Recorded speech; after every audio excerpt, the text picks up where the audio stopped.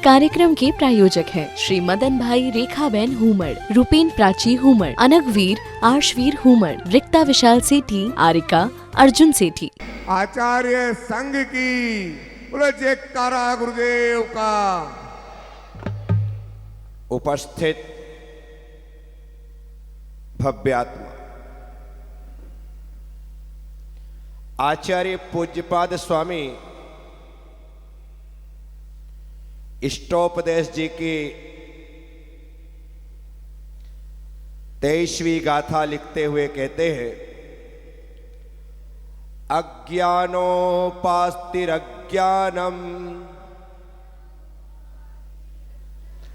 ज्ञानम ज्ञानी समाश्रयः ददाति यस्तु यस्यास्ति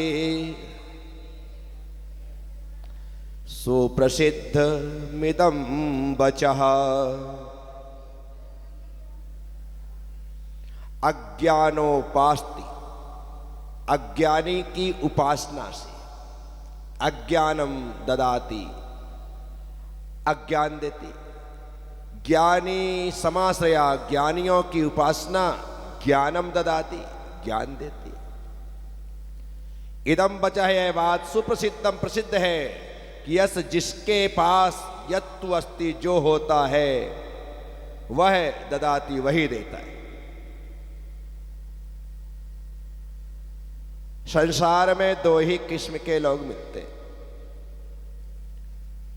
एक ज्ञानी और दूसरे अज्ञानी,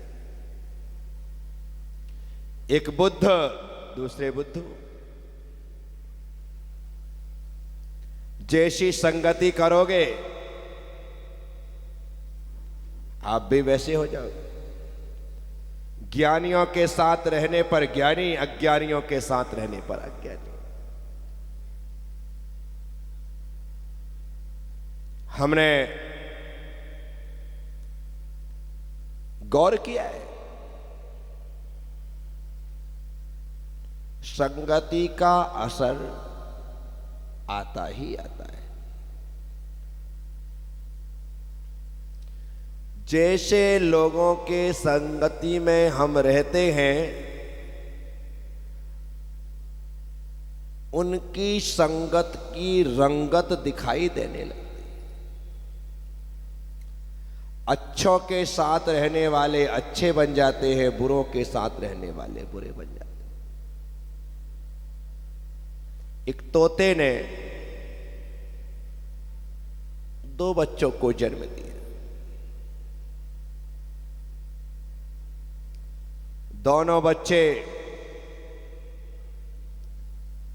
बड़े होते ही पकड़ लिए गए। बहेलिये ने तोते बेच दिए। एक को खरीदने वाला डाकू था, एक को खरीदने वाला साधु था। जो डाकुओं के डेरे में गया वह वैसा ही बोलने लगा जैसा डाकू बोलते थे, और जो साधुओं के डेरे में गया वह वैसा बोलने लगा जैसे साधु बोलते थे।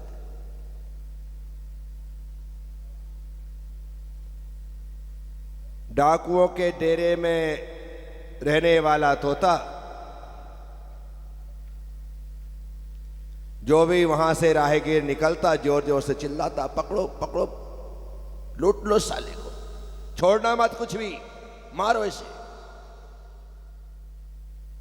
जो साधुओं के डेरे में था वहां से जो राहगीर निकलता था उससे कहता था, आइए पधारिए, आपका स्वागत है, ऐसा बोलता था। एक ही मां की कोख से उत्पन्न 2 बच्चे साधु और डाकू की संगत को पाकर के उस तरह से बन गए। आपके परिवार में जिस प्रकार का व्यवहार होता है, आपके परिवार के बच्चे वैसे ही तैयार होते हैं। आप अपने घर में सभी लोगों को जी लगा करके बोलते हैं, सभी को आप कह करके बोलते हैं, आपके बच्चे को सिखाने की जरूरत नहीं पड़ेगी। आपका बच्चा भी अपने आप सभी को जी लगा करके बोलने लगेगा और सभी को आप कहेगा। जिस घर में आपके स्थान पर तुम शब्द का उपयोग होता है, उस घर के बच्चे भी तुम बोलते हैं। जिस घर में तू शब्द का उपयोग होता है, वहां पर बच्चे तू बोलने लगते हैं। जहां पर बड़े लोग सलीके से रहते हैं, वहां पर छोटे लोग सलीके से रहने लगते हैं। जिस घर में बड़े लोग साफ सफाई रखते हैं, उस घर में छोटे लोग साफ सफाई रखते हैं। जिस घर में बड़े लोग बड़ों का सम्मान करते हैं, उस घर में छोटे लोग अपने से बड़ों का सम्मान करते हैं। कहने की जरूरत नहीं है। मैं एक स्कूल में विहार काल में रुका था। वहां पर बहुत से थॉट्स लिखे रहते हैं, बहुत से अमृत वचन लिखे रहते हैं। वहां एक अमृत वचन लिखा था जो मुझे बहुत अच्छा लगा।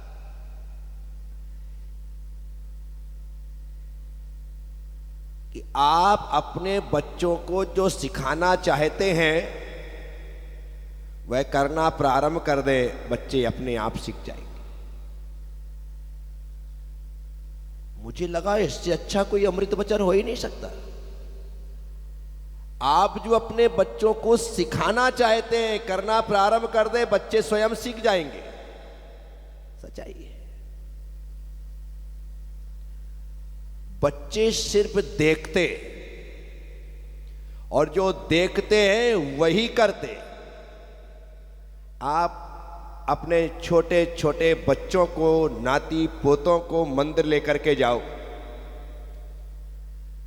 आपको कहने की जरूरत नहीं, ढोक लगा ढोक लगा ढोक लगा। आप ढोक लगा, वो अपने आप लगाएगा। मैंने देखा है, बच्चे साथ गए, दादी हाथ जोड़ करके खड़ी है, बच्चे ने दादी को देखा, उसने भी हाथ जोड़ा। बच्चे ने देखा दादी मुंह चला रही है, बच्चा भी चलाने लगा। दादी को तो मंत्र आते हैं, दादी को तो पाठ आते हैं, लेकिन बच्चे को ये आता है कि दादी जैसा कर रही है मुझे वैसा करना है। वो भी मुंह चलाने लगा। दादी ने ढोक लगाई, बच्चे ने ढोक लगाई। इसका मतलब क्या है?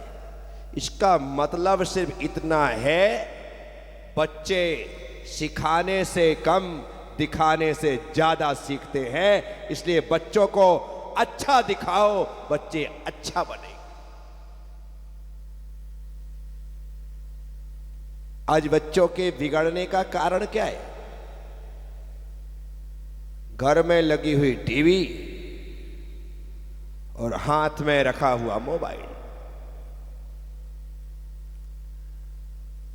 वे वह देख रहे हैं जो उनकी उम्र का नहीं। बिगड़ेंगे बच्चे, समय से पहले मैच्योर हो जाएंगे। क्यों? क्योंकि उन्होंने वो दृश्य देख लिए। एक सर्वे आया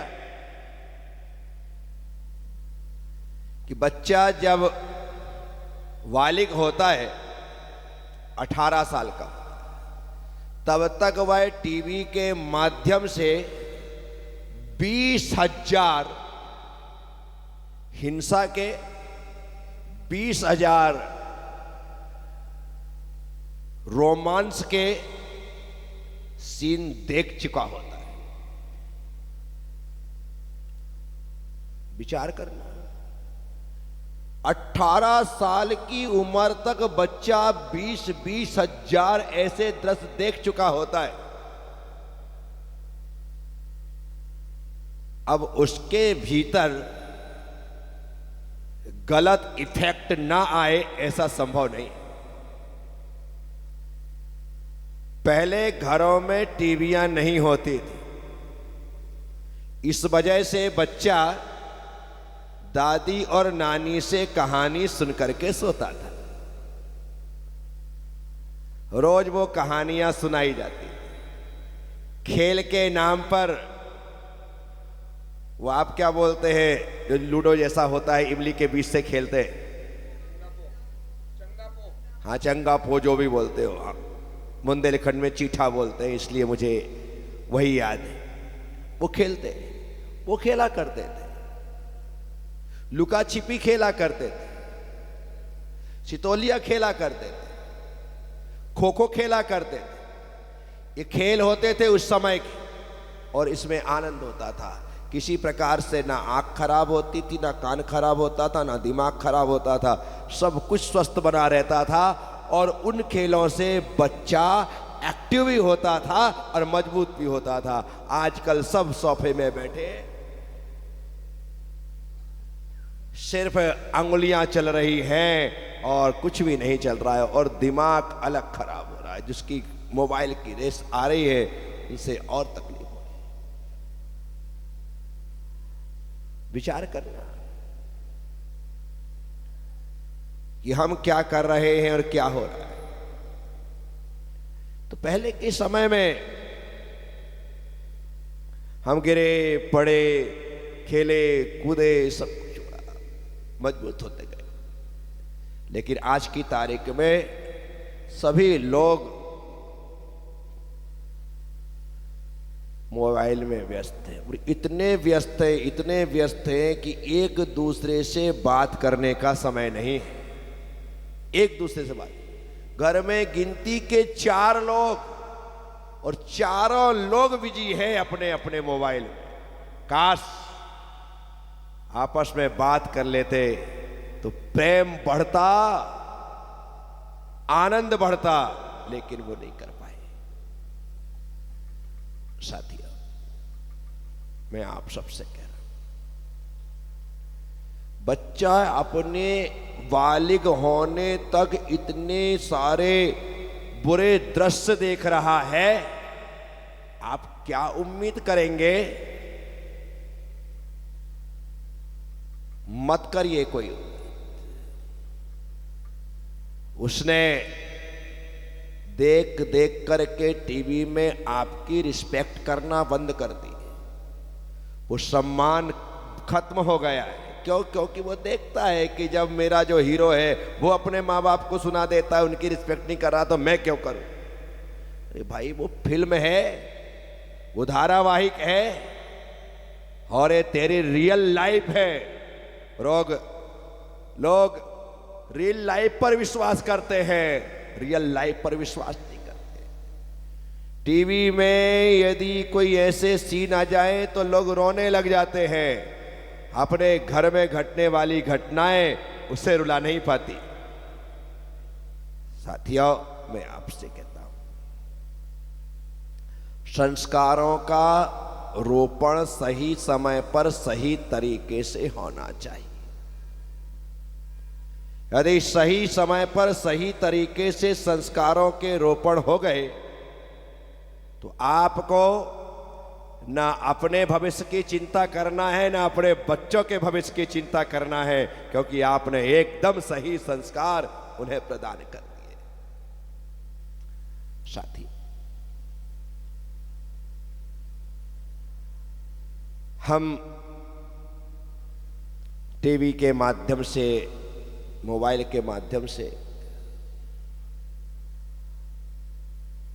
अच्छा पा सकते हैं, लेकिन पा नहीं पा रहे, क्योंकि हमें अच्छी बातें सिर्फ फॉरवर्ड करने में मजा आता है। कोई थॉट्स आ जाए, कोई कोटेशंस आ जाए, कोई अच्छी, फटाफट आप फॉरवर्ड कर देते हैं, बस आगे बढ़ाना है, इससे ज्यादा नहीं। हम उसे धारण नहीं करना चाहते, बस आगे बढ़ा देना चाहते। आज मैंने अच्छा कोटेशन, अच्छा थॉट्स सामने वालों को भेजा है, अब सामने वाला वो देखेगा, वो भी आगे भेज देगा। बस हम आगे बढ़ा रहे हैं कि अच्छाइयाँ भाई आगे वाले के लिए है, मैं तो जैसा हूँ वैसा ही ठीक हूँ। आगे वाला फिर आगे बढ़ा देता है कि आगे वाले के लिए है। बस वो आगे बढ़ करके एक दिन थॉट्स रह जाता है, लेकिन किसी के जीवन में धारण नहीं करने की वजह से परिवर्तन नहीं ला पाता। लेकिन जो लोग धारण कर ले एकदम आमूल चूल जीवन परिवर्तन हो जाए। एक शब्द बदल देता है। ज्यादा परिवर्तन के लिए लंबे चौड़े प्रवचन थोड़ी चाहिए। एक शब्द यदि स्वीकार कर लो तो आज जीवन बदल जाए, पूरा जीवन बदल जाए। तो इसलिए आपसे मैं कहता हूं, ज्ञानी होना है तो ज्ञानियों की संगति करना, और अज्ञानी ही बने रहना है तो अज्ञानियों के साथ बैठना। बुद्धों के बुद्धू बने रहना है तो बुद्धुओं के साथ रहना, और बुद्ध होना है तो जिन्होंने बुद्ध होने के लिए अपने कदम बढ़ा दिए हैं उनके इर्द गिर्द रहना। उनकी हवा ही आपको आनंद से भर देगी। साथियों, आचार्य पूज्यपाद स्वामी कह रहे, अज्ञानोपास्तिर ज्ञानम ज्ञानम ज्ञानी स्मासिता। अज्ञानी की उपासना, अज्ञान और ज्ञानी की उपासना ज्ञान देती। जो जिसके पास होगा वही वह चीज देगा। मेरे पास ज्ञान है तो मैं ज्ञान देता हूं, नहीं होता तो नहीं दे सकता। जिसके पास जो होगा वही देगा। आपके कंठ से यदि गीत फूट रहे हैं तो आपके भीतर गीत है, इसलिए आप गीत गा रहे हैं। और आपके कंठ से यदि गालियां निकल रही है तो आपके भीतर जहर है, इसलिए गालियां निकल रही।